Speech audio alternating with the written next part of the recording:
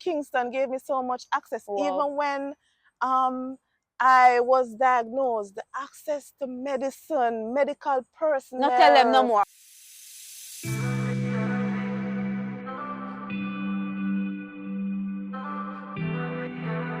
Right. So, part 2. Welcome back to Kita Shines. And again is Jodi nephew. We are here in part 1. You would have heard about her background, how she grew up and all of that. Now we're going to talk about her as a cancer survivor. Like, me not tell a lie. When me hear cancer, me swallow hard. Yes. Me don't even want to say nothing more. Just take us on a journey from diagnosed to being treated like I'm closing my eyes to everything like a feeling teary. If I need to insert, I will, but I'm sure you will just flow. Yes. Okay, so my cancer journey. It was early July in 2021. I was, as usual, watching. It was during COVID, so everywhere was locked down. Church was online, Yeah. and as usual, one Sunday morning I was watching church. I remember it distinctly because it was Pastor Keon Henderson's Yeah. birthday, and Bishop T.D. Jakes came to Yeah. bring the word. Yes, I remember that service. It was a really great service, and after service, as usual, Bishop keep prayer. I like to call it keep prayer because when Bishop keep prayer, him keep prayer. Yeah. And I remember him saying that we're gonna ask God for what we want. Now, leading up to this, earlier in that same year, shortly after my 37th birthday, I got what I thought was food poisoning. And that led to a whole barrage of tests to see what was wrong with my stomach. Because I was just sick for months. I'd lost 37 pounds. I was on a restricted diet, I anxiety took a hold of my life. Some nights I would feel literally like I was dying. Like I would be falling asleep and I would jerk awake because it felt like I was dying. So I wasn't sleeping well, I wasn't eating. But God, because I was still able to function, I would go to work every day. I would, talk to my family, talk to my friends, and I would just draw on my community and my faith. And I pushed through. And I started going to therapy, guys. Therapy is important. Started going to therapy for what? For my anxiety issues. Oh, because by this time you still think it's food poisoning? No, well, my doctor, I remember, Dr. Peter Savy is great. He said to me, when you find out what you are afraid of, you will stop being sick. Because at that time, he recognized that a lot of it was mental. Oh. So I had gotten over in what upset my stomach initially. And we had done all kind of tests. And there was nothing. Oh. So we kind of knew at this point that it was my anxiety that was driving this. Because anxiety, guys, is real. It is a real sickness. What it looks like? Okay, so anxiety for me, it stemmed from being alone. The night when I got sick with the food poisoning, I was home alone. Everywhere was locked down and the hospitals were full of COVID patients. There was this fear of if you became ill, where would you go? What would you do? I remember I phoned my friends/family and he called a doctor who talked me through it because I felt like I was having a heart attack that night. You couldn't tell me I was not having a heart attack. That sounds like something where Sir Sam go through. I remember I had what's the name of the pill them say you must take when you're having a heart attack? It will come back to me in a minute. And I took that. I was drinking ginger tea, mint tea, all kind of something. And I called the doctor and she said, just stop. Don't take anything more, don't drink anything more. And she talked me through it. And the next morning, the next day, I got through the night.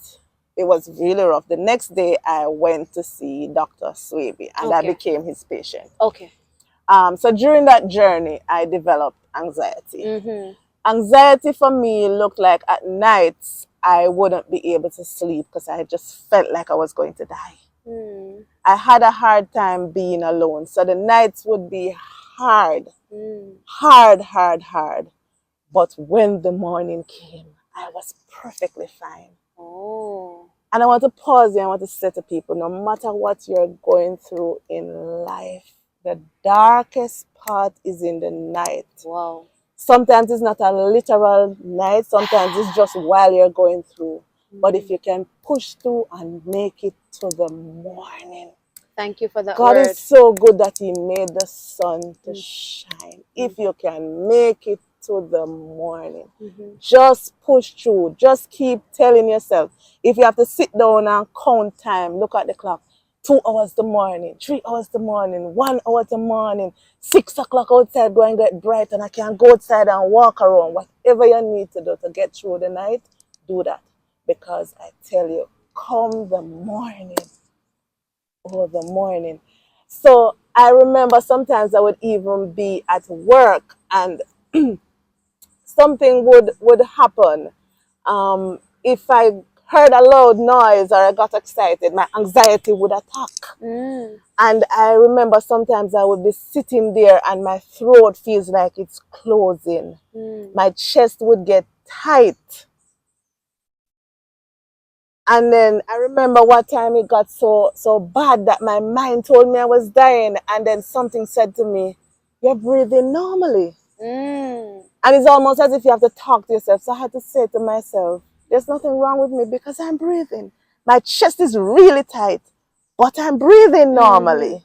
And if you're breathing, you must be alive. Right. I remember what got me through is that I used to, because I'm a reader, I love to read. And I used to have to distract myself. Sometimes the TV is on, I'm playing music on my phone, I'm reading a book. All of this is happening to drive out that voice that is speaking to you. I remember sometimes you can even be in a crowd of people and it just attacks. It's almost, it's not something, it's almost as if you have to learn how to respond.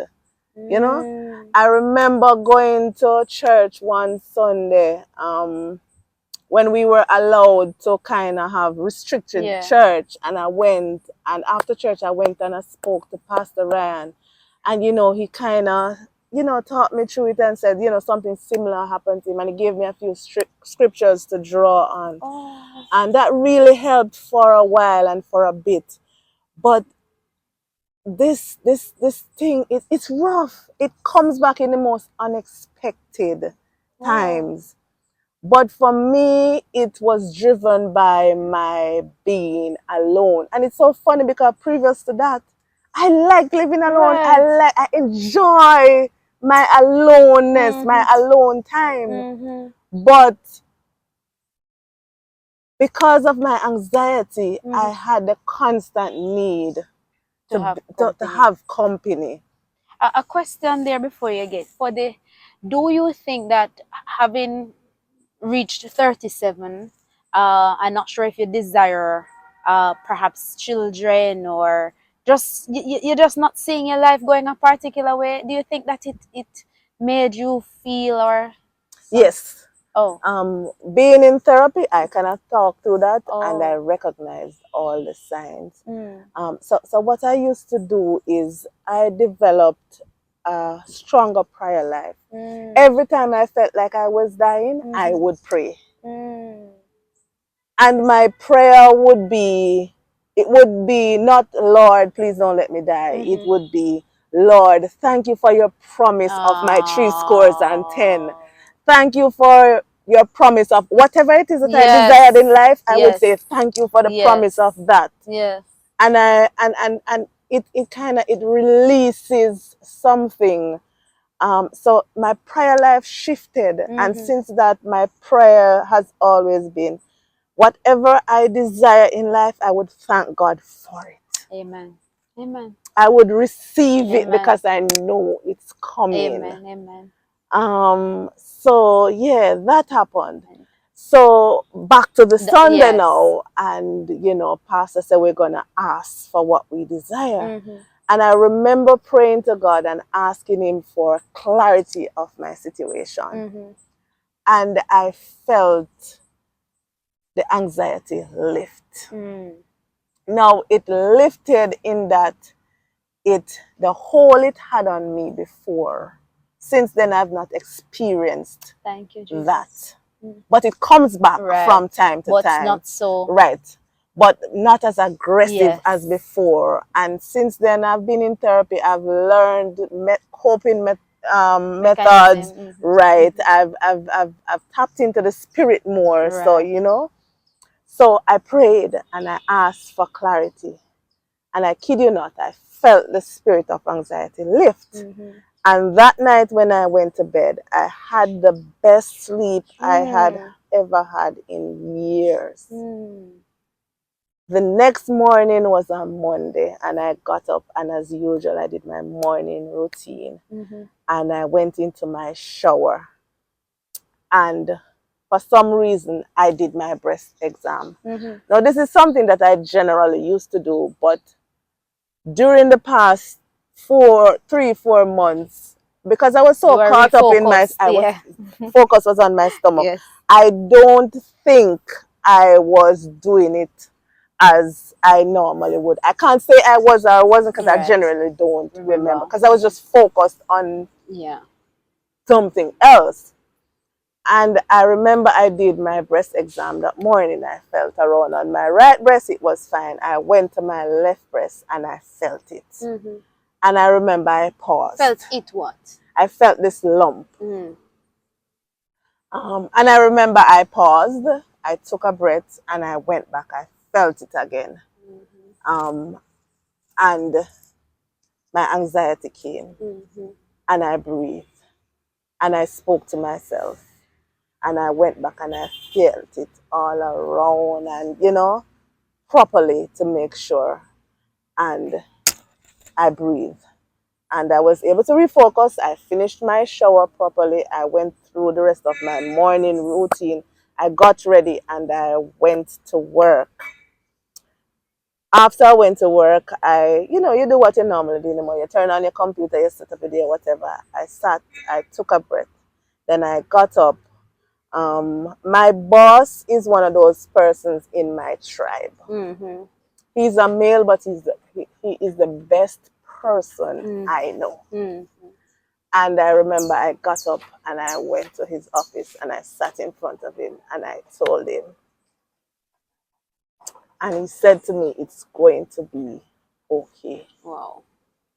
You're going to go and see the doctor and we're going to come up with a plan. Mm-hmm. And I remember I went to Dr. Swaby the same afternoon Mm-hmm. because the thing about I want to say cancer, but any kind of sickness, Mm-hmm. in my experience, when you take action, Yes. I it agree. helps you to cope. Yes. The longer you sit with it Mm-hmm. and think about it, Mm-hmm. it is the harder it is to take the Action. action. Right. And I like to say to people, if at any time something happens to you, no matter what it is, if it's cancer and you feel something in your body that shouldn't be there, do not sit and think about it. Do not call the person who is going to come and sit down and rub your back and hold your Mm-hmm. hand Mm-hmm. and Action. right. Call the person who is going to say to you, I'm going into the shower and I'm coming now. We're going to the doctor. The most important thing, go to the doctor. Don't put it off. Go to the doctor, get a little bit of advice. Most doctors are great. They're empathetic. They're great professionals. They will talk you through and they will help to calm you. Because when something happens to you, your mind attacks, regardless of what it is. And your mind will take you to the worst case True. Or scenario. Google. And Google also.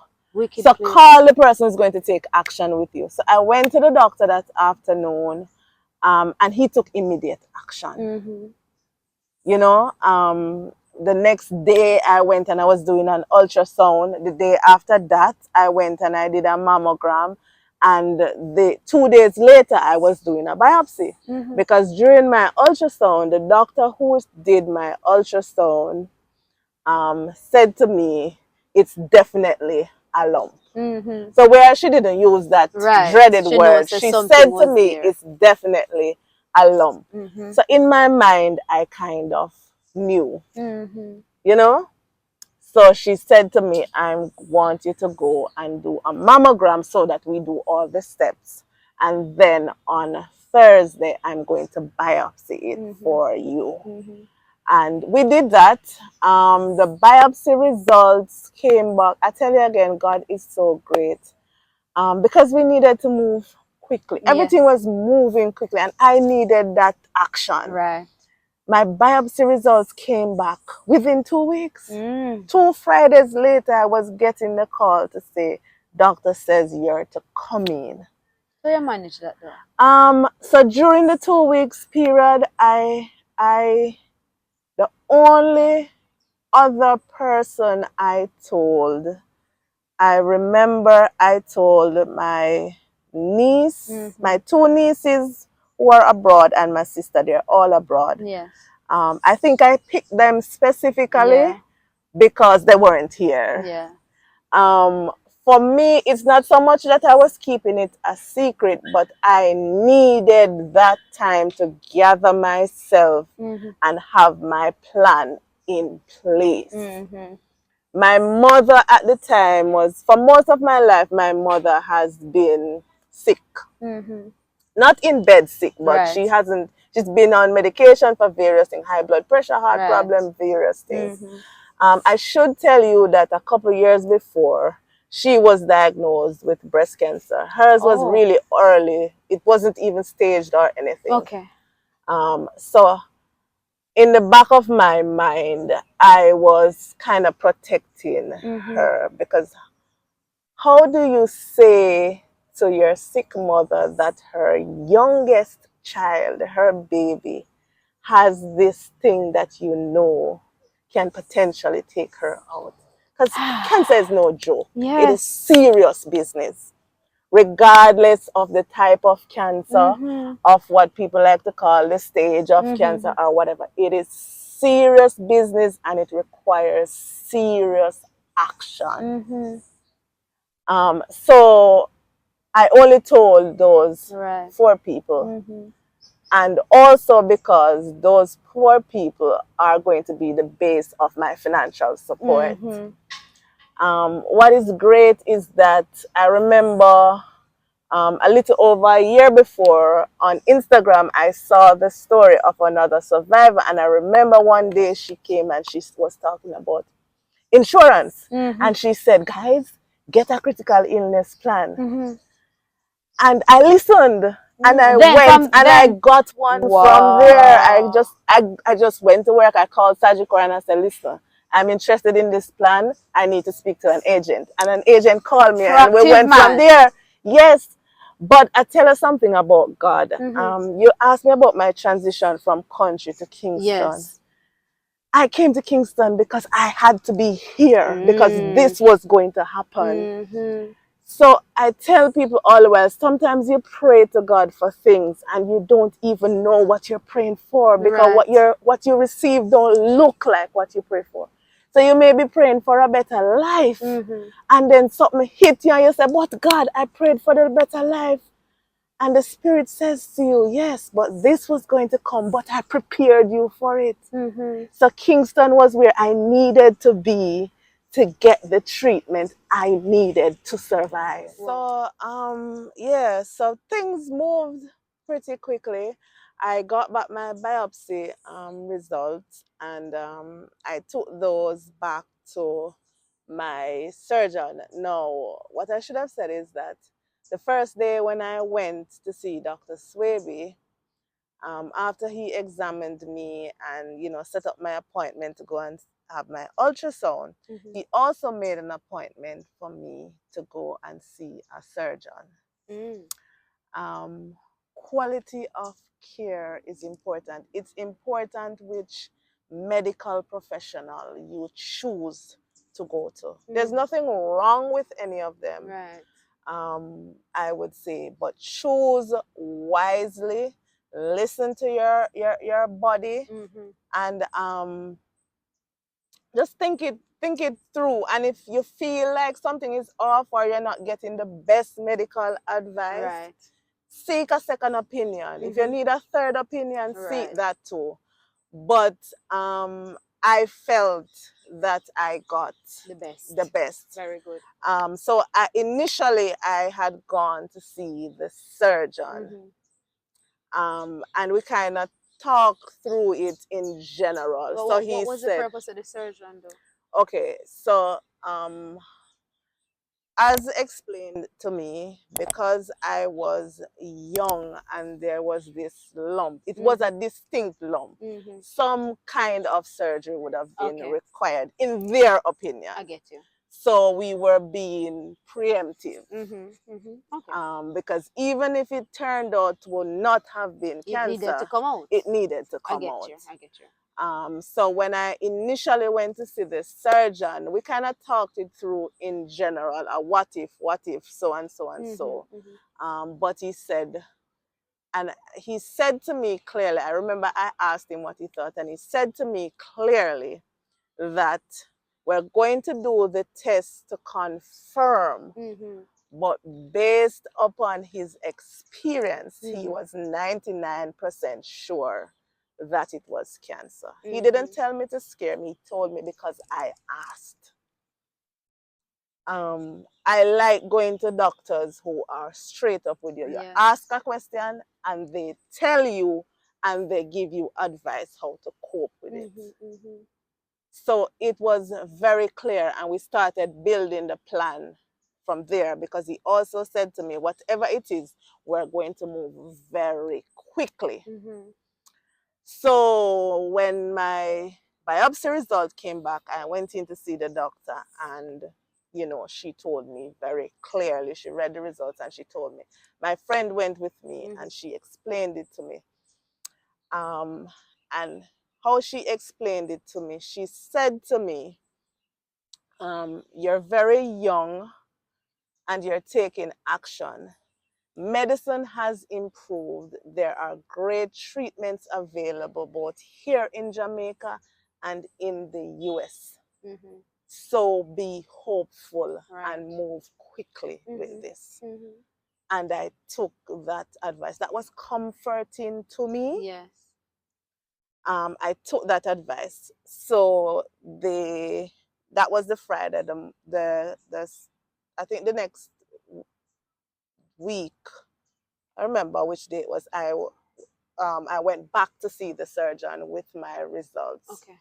And at that point now, he said, okay, here again are the options for surgery. Now, what I must say to you is that I also had some swollen lymph nodes under my arm. So what he said to me is, because you're so young and you have your whole life ahead of you, we're going to come up with an aggressive plan, which would include surgery on a larger portion than normal. So even though he told us, you can do a lumpectomy, you can do a this, you can do a that, I asked him what his recommendation was, and he said a full mastectomy. And I said, okay, doc, I am going with that plan. Because I can tell you, the moment I felt the lump in my shower, I immediately said to myself, this may be bad. I knew something was bad. And when I got my diagnosis, I again said to myself, this has to go. So when I went to his office, I was prepared to say, take it all off. So Because how it I make a feels now? joke about it. I say to people, my Yes. breast attacked me, so it had to go. Oh. Because Oh. as human beings, we're fighters. Yes, We're it's fighters. true. So you fight back. So you have to fight back. And Mm. I have a strong personality. Yes. So if I'm going to fight, I'm going to Yes. be aggressive Yes. about it. I tell people all the while at work, I say, I'm not afraid of bullies. Yes. I'm from St. Elizabeth. Yes. Bullies don't frighten me. Right. Right. You know? So we made the plan to do the aggressive surgery to Right. take it all off. He said to me, you have to do these things. Now you have some scans you have to do. Yeah. I was sent to do I think it's called a PET scan where they scan you right down. I had to do a bone scan and a full blood workup, full blood test for all kind of something. Right. I will say to you that some of it went over my head, not because it wasn't explained or they didn't tell me, it because for me, in order to manage, I blocked out some of the information because it can be information overload. Yes. Yeah. Even though the doctors try their best to keep it as simple, it's a lot. Yes. So what I did was, and the great thing about my doctors is that they scheduled everything for me. I kid you not, Lady Nakita. The only thing I was required to do was to turn up on time and pay. That is all.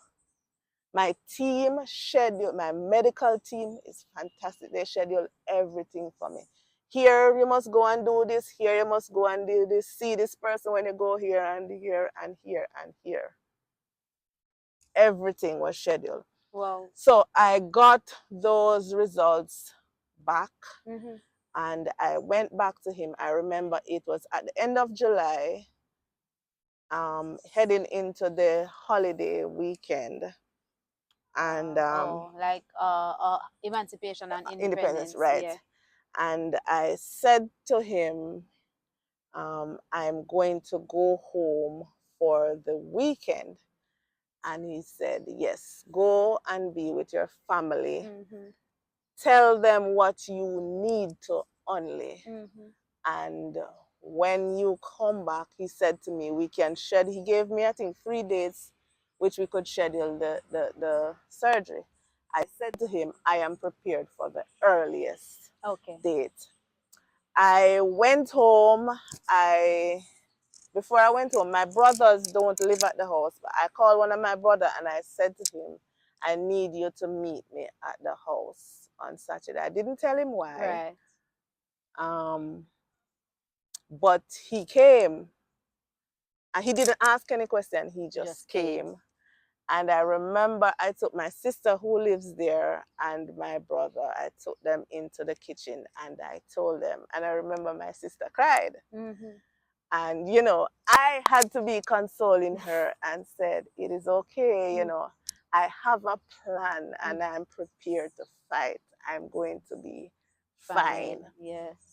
And, you know, we kind of discussed what we would tell my mother. Their opinion was that we shouldn't tell her until after the surgery. I was wrestling with it. Yeah. So I wasn't sure what to do. So I remember like I called all my siblings and I got by that time I told all of them, you know, I got all the opinions and what to do. But at the end of the day, they said to me that the choice is mine. Yeah. Because now I'm caught in a place where I have a praying mother. I have a mother whose strength was so strong that when she was diagnosed, she decided that God was going to take care of it and she would find, and she lived that. Wow. So there was that available to pull on. But at the same time, in order for me to pull on that, I would have to burden her with the knowledge that her youngest child has been diagnosed, is going to be facing this thing. Wow. So I wrestled with that, and I remember even before going home, I remember um, just talking it through with everybody. I remember that one day I felt so overwhelmed one day, and I went into prayer. Whenever I get overwhelmed or I feel afraid, I pray. Right. Wherever I am, whatever I'm Pause doing, and I pray. pause and pray. Not because I'm over spiritual Right. or whatever, but because that works for Right. me. For somebody else, it may be something else. It may be they stop and listen to Exercise music. It or may them be go. that they exercise. Yeah. You know, it may be that they call up some friends and go. Right. Whatever works for you. But this works for me. Right. Prayer works for me. Mm-hmm. And not anything overly spiritual. It's more like a conversation. Yeah. Because I believe when the Bible says that you must pray without ceasing, I believe in that literally. Mm-hmm. I pray constantly, but it's not always eyes closed on your knees. Dear Father, I come to you. Right. Sometimes it's just an expression. Like sometimes I could be out there and I could say, wow, that's so pretty. God goody. I consider all of that to be a prayer because I'm giving thanks to the God. Father. Yeah. You know, I may go out and at a restaurant and the meal looks so good and I say, God, thank you. Yeah. You know, for Yeah. the ability to be able to experience this, that is a prayer for me. So I remember I felt so overwhelmed one day. It wasn't night, it was day. I think it was like I think it was Friday evening after work. I went home and I felt so overwhelmed and I decided to pray. Now, this prayer was a deep prayer. This prayer was a go down on your Oh, knee yeah, yeah, yeah. kind of Push it. prayer. Yes, yes, yes. Because this was serious business now. I was being serious with God. You're ready now to challenge God because the Bible says, challenge me and see. Yes. And I remember I went into that prayer and I said to God, I need you to tell me what to do next. That's what I was there for. I needed the plan. And I felt him, heard him. I don't know how to describe it. It wasn't a voice out loud. It wasn't a vision. It's more, I felt him in my spirit. And he said to me, go to Webster Church. I remember that. And I like to tell people that I'm not always obedient to Yes. mankind. Yeah. I don't always do what people say or what they want me to or whatever. But I'm obedient to the Spirit. I try to be open and listen to the Spirit and do what it says. And I remember that Sunday, I got ready and I went to Webster. I didn't know where it was. Webster Memorial, guys. Webster Memorial. I remember the only thing, being from country, you hear about this church and you think it's Uptown Church and all the famous people go there. You don't really think about it being just accessible to regular people. But the Spirit said, go there. So I put on my clothes and I went there. Yes. And I remember when I got there, I was so emotional, the whole thing. And I remember a particular lady, she came over and she spoke to me and she prayed with me. Wow. Because she said the Spirit spoke to her to come. Right. And she come, So you know. God knew you would get the agreement. Right. She wasn't intrusive. She never really asked me any questions. Yes. She just come Prayer. to say a word with me. Right. And I remember after the service was over, I said to I don't remember if he's the usher, one of the persons, I said to them, I really need to speak to the pastor. And he said to me, you know, Reverend Carlisle is on leave. He's not here, but I'm going to let you speak to Reverend Harris. And I pause here again, guys, to say to you that God is so good. He provides what you need, not necessarily what you ask for. Right. Because you would say Rev Carlisle is the head man. You know, we as Jamaicans, we love go straight to the head. At the top boss we want to talk to. But Rev Carlisle is great and I love him. He has helped me so much. But that was not what I needed in the moment. And he said, I'm going to make you speak to Reverend Harris. And I remember he took me to his office and I spoke to Reverend Harris and I told him what was going on. I was very emotional and everything. And he prayed with me and he talked me through it. And he said to me, his family was facing a similar situation because his sister was Wow. going through Wow. So cancer you know, said treatment. that personal, That deep. personal, that Yes. is what I needed, Yes. you know, and without going into details of Right. what we I said, he spoke understand, to me man. and then he said to me, I'm going to put you in contact with somebody who is going to help you. I'm going to give you her number and you must call her and I will tell her to expect your call. Her name is Caroline Graham from Jamaica Reach to Recovery. And when I tell you guys, that lady literally helped save my life. Wow. Big up, Caroline.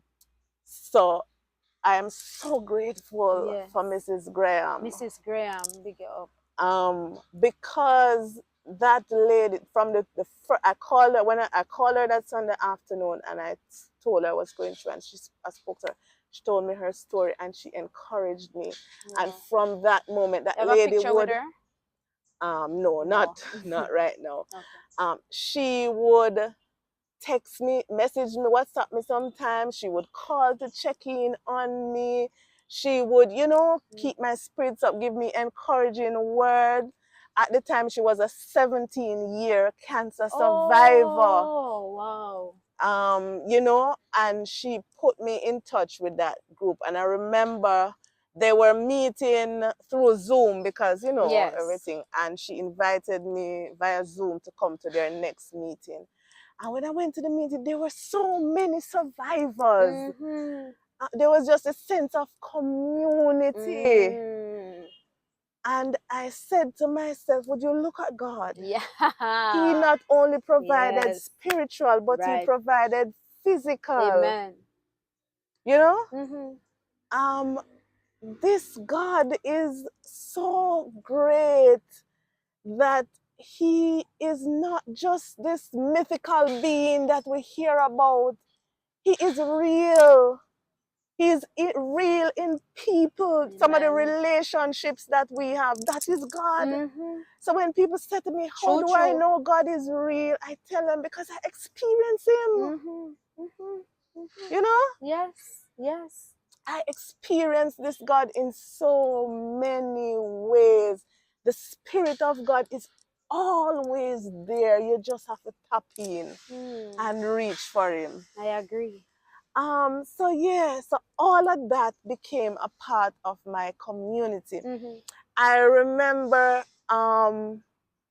I went when it was time for my surgery. I remember my surgery was scheduled for early afternoon, but it got pushed back until the evening. And I remember when the anesthesiologist came in, and you know, him just run a few joke with me and him wheeled me into the room and you know, I went into the bed and he said, you know, you're not going, no, a lot of us watch TV and this thing is so dramatic. Or you see them put this something over here, you must count to whatever. Into that and I go, No. God.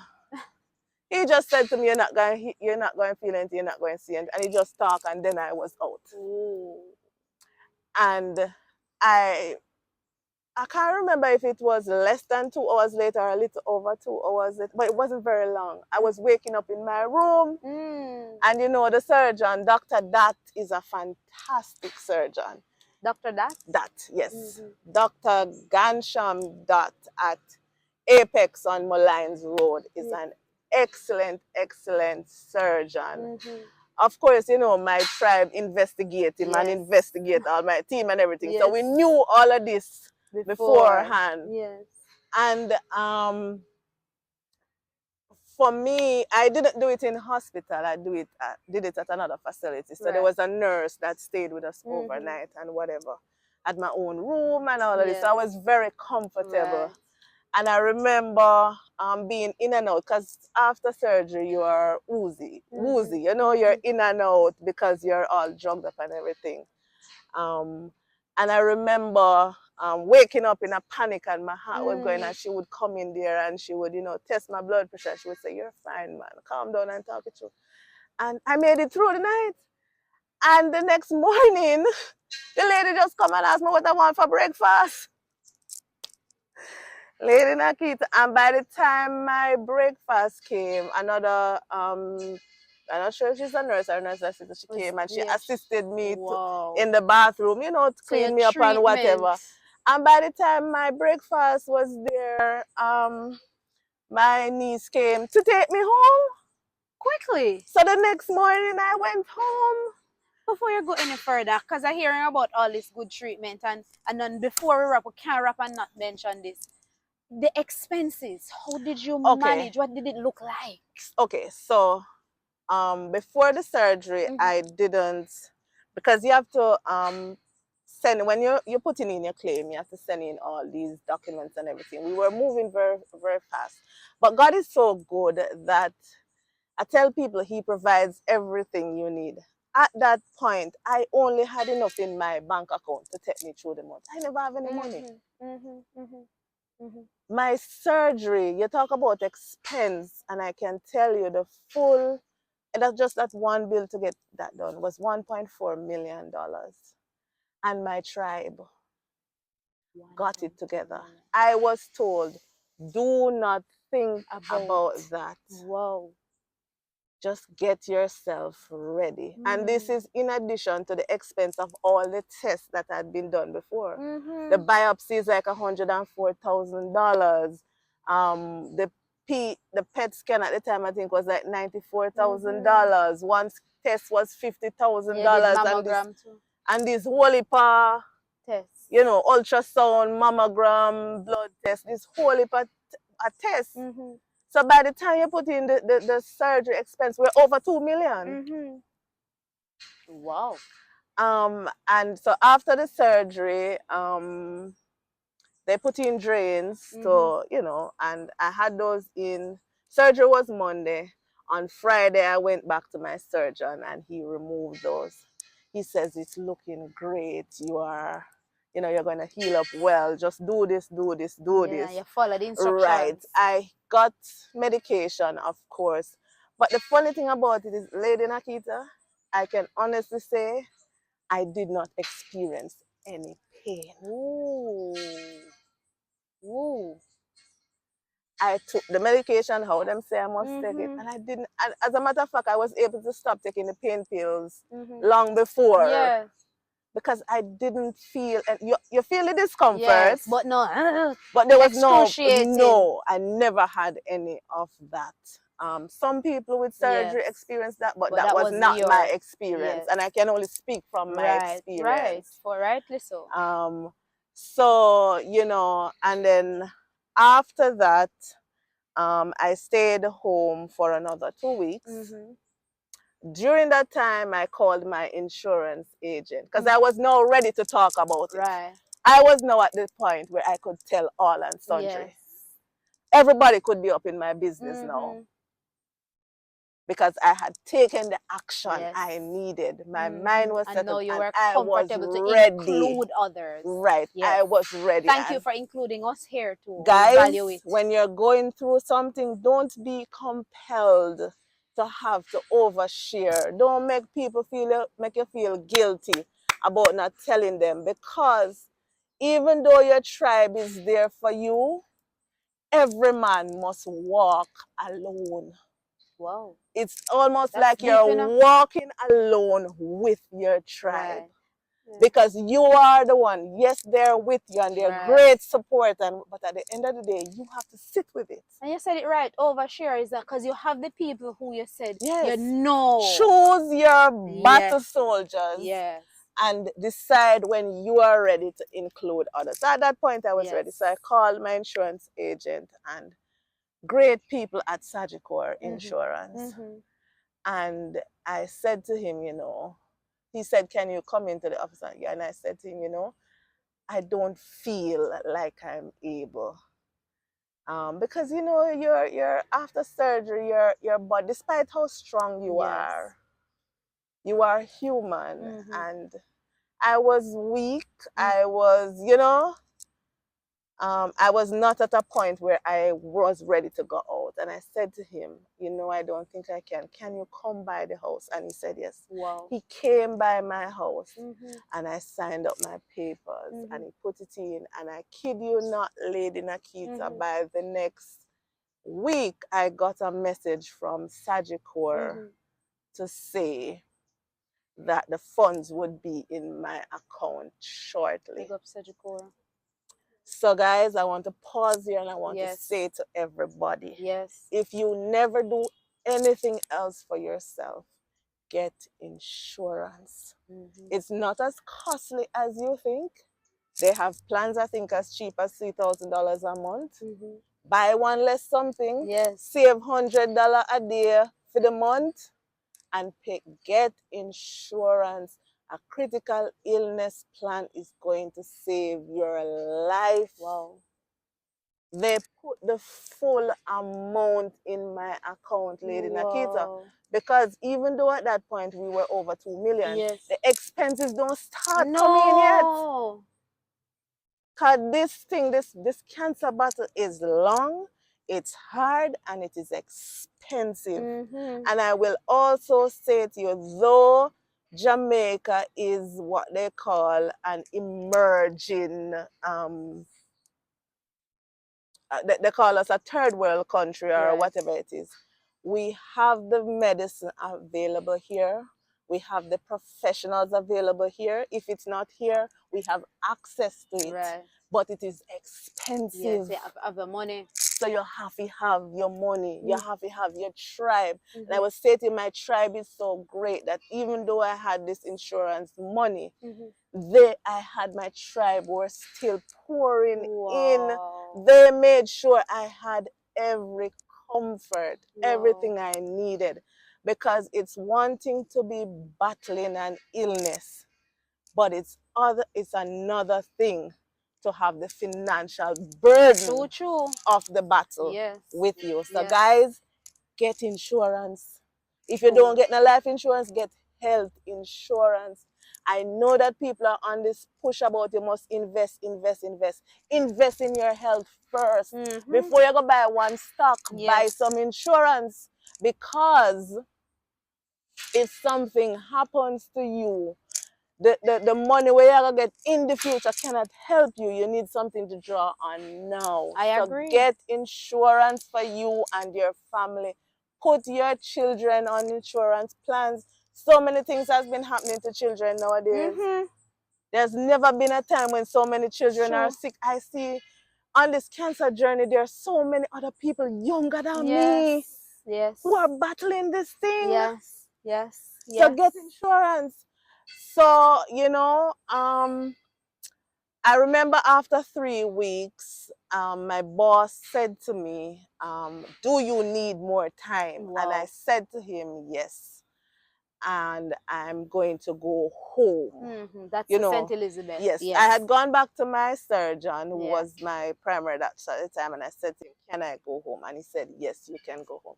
And I went home, and I remember the first day I went home, I went and I sat with my mother, and I told her, and I tell you about this woman, her faith was so strong. She didn't cry, she didn't get hysterical. She went into the word. And I explained to her, and I said to her, it is important that you see me come and tell you. I wanted to come and tell you myself. I'm here with you, I am fine, and I am well.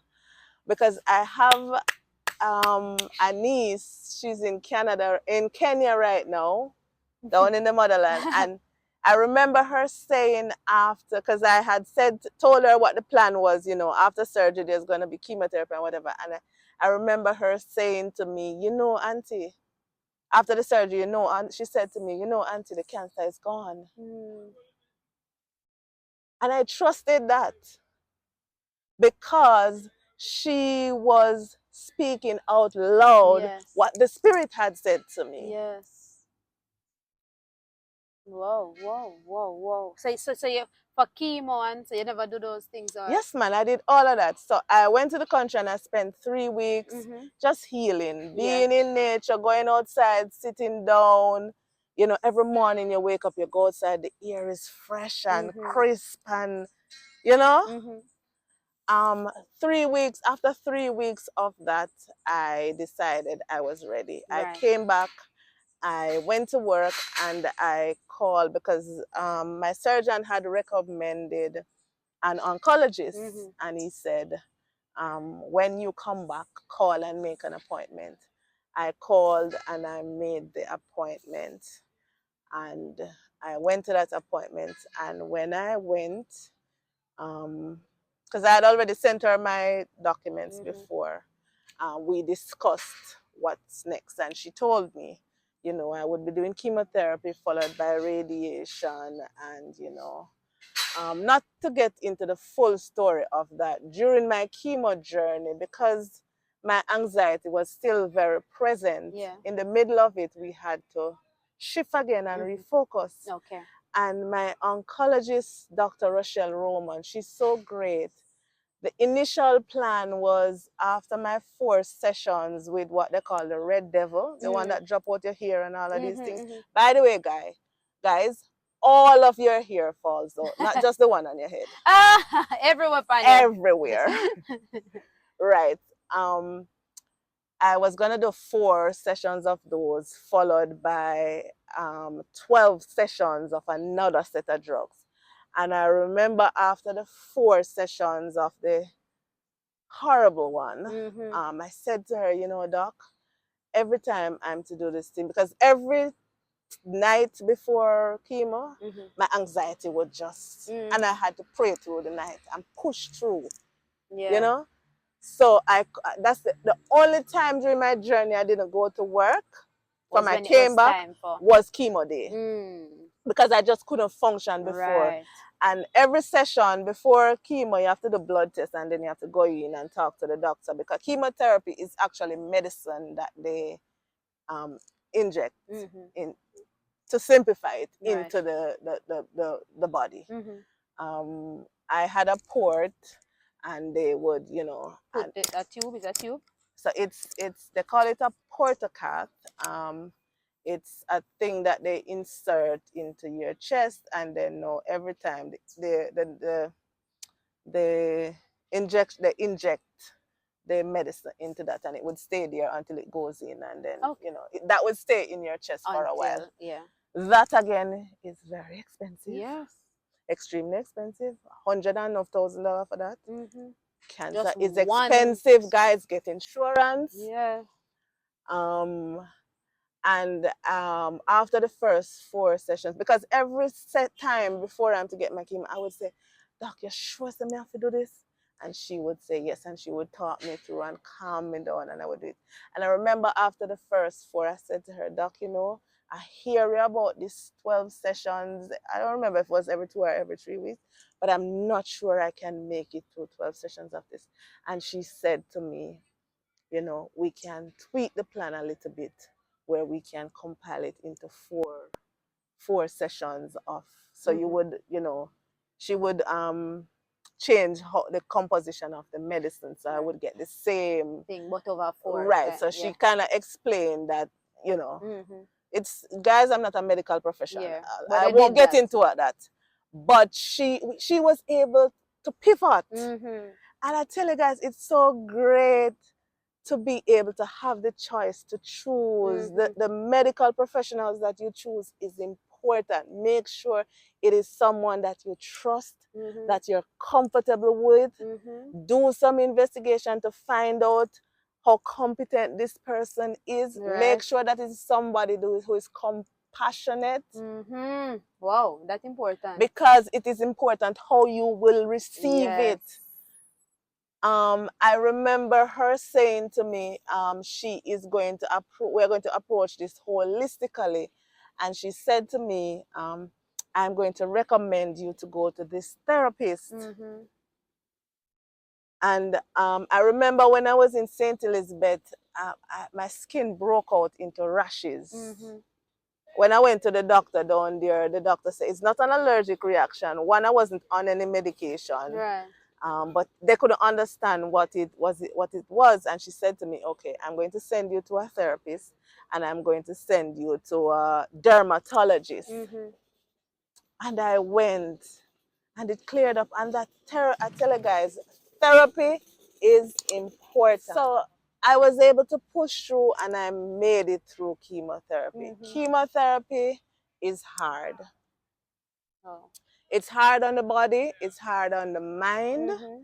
So you need all the help you can get. So guys, get therapy, even just to get through regular life. Mm-hmm. If you can even go and see a therapist once every 2 months, even if nothing no wrong with It's you, true. I believe in it. having someone to speak to, a proper professional, is so important and it helps. I tell you, it helped me so much because even though my cancer battle was hard and it was long, it was especially hard mentally. Yeah.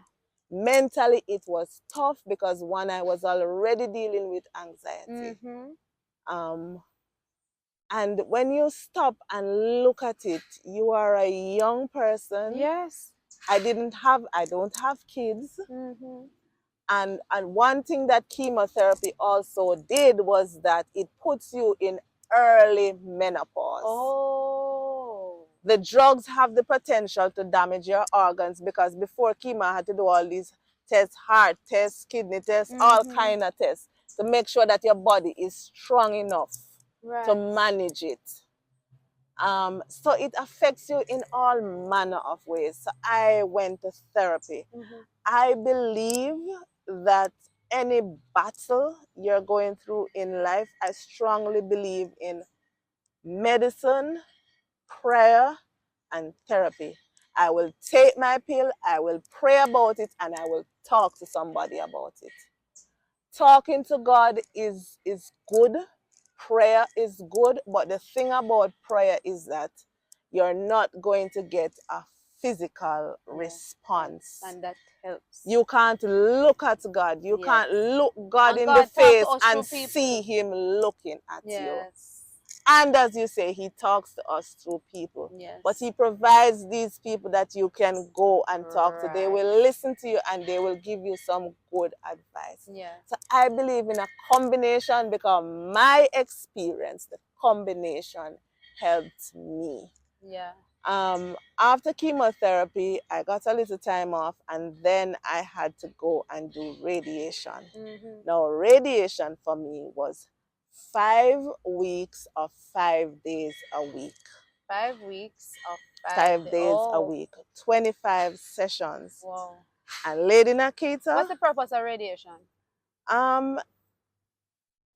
not a But for professional, you, not a yeah. medical professional, Yeah. but for me, from what I understand, is that the combination of the chemotherapy and the radiation is to one, make sure that you clear up anything that may be left behind, and two, is preventative. Mm-hmm. So cancer cells, as I understand it, are sometimes so tiny and they can hide in the body. So the chemotherapy and radiation combination will kill any cells that are lurking or hiding anywhere. Mm-hmm. As I understand it. I'm not a medical professional. Yes. Right. So it's like an added layer of security to me. Mm-hmm. There may be a medical explanation, but to tell you the truth, I didn't get too deep. Because one thing about me is that I didn't spend a lot of time Googling anything. That may work for some people, it didn't work for me because too much information triggered my anxiety. Understand. I use how I suggest that people use Google is that you use it to find questions to ask, but not the answers to the question. Oh, I've never Find the thought of that. questions and bring it to the medical professional. Don't just go on Google and Google something because you may just Google something where somebody say who is not a medical professional. Yes. So Google is an excellent tool for research, but when it comes to medicine, use it as a basis for finding questions to ask your Makes doctor. sense. Never thought My about doctor, Dr. Roman, said to me, anytime you have any question, write it down, and when you come here, ask me and I will do my best to explain. All right, so we hear that radiation, chemotherapy, just the surgery, the whole works. Yes, But you are now a cancer survivor. I am. You are a cancer survivor. You just say, I am so. I am because I am. Yes, she is. All right. That's the best way to explain it. I am. I Beautiful. literally am because I'm here telling you my Wow. story. And thank you. How did you get that news that you are cancer free? So what happened is that after you've completed your full barrage of Yes. treatment, you go and you repeat your scans and your Oh. tests. Mm-hmm. Um, and then I went and I repeated all of that and I brought all those results back to my oncologist, who is now my primary care. Yeah. And we sat. I remember when I went and I did the CT. Mm-hmm. And the result, I got the result the Thursday, and my appointment with Dr. Roman was the Monday. And I went and I collected it, and I did not open Oh, it. you're good I man. held that envelope, I put it in my bag, and I held it there. And the Monday when I went in to see her, I handed it to her. And you know, she said to me, "You didn't open it all Yes. weekend." And I said, "No, doc, because I wanted to hear it from you." And she went through, she glanced through it, and she said, "We're gonna start at the most important line." Right. And that line says, "There is no evidence of," girl. She said a lot of things after But that, yes, so but that was that. So these tests are repeated yearly. I'm on a program right. So now every of year you right. So we have a program where I go to see her whenever okay. my appointments are, and every year, You do right. So this I recently completed my second yes. set of tests. How was that? Again, they're all clean and clear. I will say to women though, Yes. especially, be vigilant about this test. Yes. Every month after your period, Yes. feel up yourself. Oh. Get familiar with your body so that Yes. you can recognize when something Has is shifted. off. Yes. Makes sense. If you Wow. are over, I'm not sure if it's 35 or 40, go and get a mammogram each year. They Jamaica usually say Cancer 40. Society Mm-hmm. is open Monday to Friday, Mm-hmm. and they do a great job, and theirs is less expensive. Yes. If anybody is going through anything and you need help, there is a support group called the Jamaica Reach to Recovery. Their office is right there at the Cancer Society. It's a great group of people who do a lot. Every year, during the month of October, we celebrate breast cancer awareness. We have a lot of activities. Pinktober. Yes, it's called Pinktober. We're gearing up for our Pink Run, Mm-hmm. which is the major fundraising activity. It's gonna be on October 12th at Hope Garden. October 29th. Yeah. Last Sunday in October at Hope Gardens. How much is it to go there? It's $1,500 Oh, cheap man. for the race. They also are selling shirts, caps, pins. Where we got to get? Toyota Jamaica, Monday to Friday, 9 to 4. Yes. Reach to Recovery is there. Please stop by and support, guys. I'm gonna get my tutu. Your support will help us to support other women who are going through it or who have recovered and just need that support, because this cancer journey does not end at the end of treatment. It continues because you constantly live with the mindset that at any time anything it can could happen. Possibly come back. Yes. Or it may not. Yes. But you have to you have to be vigilant and be prepared. And it takes cash to care. Yes, so it takes cash to care. I remember at the beginning of our conversation, you said that Jodi then and now different. What is different about the cancer-free Jodi versus the one we never have now? This Jodi just appreciates life a little bit more. So I am more assertive. I am more confident. I remember when I was going through chemotherapy, my family would encourage me to go out more. I would go out to dinner. I would go out to little functions, It was, of course, COVID time, so we had to be Right, minimal, careful. yeah. So I was more social. So I've become more social, more open, more trusting, just more positive. I have this mindset now that, you know, it's so funny. We read that all things are possible, but we don't really believe it, you know, It's we true. just think so. But literally all things are possible. Wow. So I live my life more in more color. You know, You don't take life too I seriously, don't like take life too anything. Yeah, seriously. I don't hold on to things. yeah. You know, I've always been kind spirited. I'm from Yes. St. Elizabeth. Yes. St. Elizabeth people are just kind. Yeah. You But believe in a now I parish, don't you? understand more now what kindness Yeah. means. I understand boundaries now. Mm. I'm a giver and people used to just take from me. Mm-hmm. Now I understand that no is a complete sentence.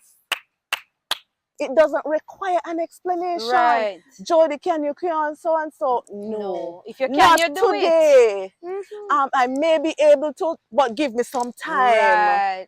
You're not obligated to be everything for everybody. Beautiful. I've learned that. Mm-hmm. You know, Mm-hmm. I've learned to listen more to my body, Mm-hmm. to appreciate. I'm a foodie, but now I appreciate the relationship between food and how you feel. If Mm. you eat a whole heap of fried something, you feel logy. Mm-hmm. If you eat I Or love too much sugar. pineapples. I love pineapples, you know, but when I eat pineapple, I have to drink some water because pineapple sweet. Yes. Fruits having natural sugar, but it's good for you. Yes. You know, have rather than having 3 heavy meals, have a heavy meal and 2 light meal. You feel better. You know. Mm. That's beautiful. So you I think now you've grown to appreciate the Yes, wholesomeness walk and around a beautiful. little bit more. Exercise doesn't have to be this thing you see on TV where everybody go to gym and everybody have this gym body and it hard and them a sweat and them face makeup because it's something heavy. Yeah. It doesn't take all that. If that works for you, do that. Right, but But if it doesn't, walk around outside, yes. make up your mind, say, even though I not feel like it, Yes. take the stairs instead of the elevator. Wow, You know? wow, wow, wow. Have a kind word for people. Yes. Sometimes when people come to you aggressively, don't just react. Sometimes you have to back off a little bit and make a quick Yeah, assessment perhaps they're going through because some. you don't know what somebody is going through on the day. I agree. And with that plug, I want to say, Yes. if you meet anybody that is going through cancer, Yes. one question I encourage people not to ask is what stage they're at. Oh gosh. It is not helpful to you. Nor It's the not helpful to the person. mm-hmm. Because what I have found is based upon the answer, the treatment is different. Society treats a person who has stage 1 cancer different from how them treat a person with stage Really? 4. And mentally that is hard on the person going Wow, through. wow, wow. Because we tend to think about it, if the person catch it later, we run to blaming Yes. them. Oh, you never know, why you never see no sign. Those questions are not helpful. That question is only helpful to the medical team who are designing the treatment plan. Wow. So guys, just be a little bit more considerate. There's a way to show compassion and care for people without being intrusive. Yes. Be a little bit more thoughtful in how we approach people and life. And if you see somebody going through, if you see somebody acting up, children are not necessarily bad children because they're acting up. They may have poor family life. A child may be hungry. Hungry people, I can tell you, are angry people. I can tell you that. And good people make bad choices. I agree. I have learned that. I agree. And as I said, love upon yourself. Yes. Appreciate yourself and live in the fullness of Give me a who hug in the you midst are. of it. Yes. Thank you, lady. No, for true. Live in the fullness of who you are. Who you are. God made you enough. You have everything you need in life to live a full life right inside of you. Just reach in and take it. Yes, and guys, develop a spiritual life. Even if you're not a baptized Christian, develop a relationship with the Supreme Being. It is important When all else fail, It is important. Are you on God? all else fail is you and God alone going to tread this road. When Wow. you get that bad, when you get that bad report, the only thing you can say, my God is able. Amen. All right. I want to thank you very, very much. I know that you have empowered, you have equipped, you have opened my eyes, you have literally put a plug in me to be more compassionate in certain areas. So Yes, thank you very, very it is much. Thank you for important. your time. And remember, guys, support the Jamaica Cancer Society, Toyota. And Jamaica Reach to Recovery. They are Toyota Jamaica on Old Hope Road, Monday to Friday, 9 a.m. to 4 p.m. Buy a shirt, buy a pin. Sign up for the run, October 29, Hope Garden, 6:30 a.m. And guys, exercise, eat right, and pray about all things. Amen. Amen. Bless you, Bless you. lady. Remember to comment, Like, share. subscribe, and share. Yes. Until then, bye.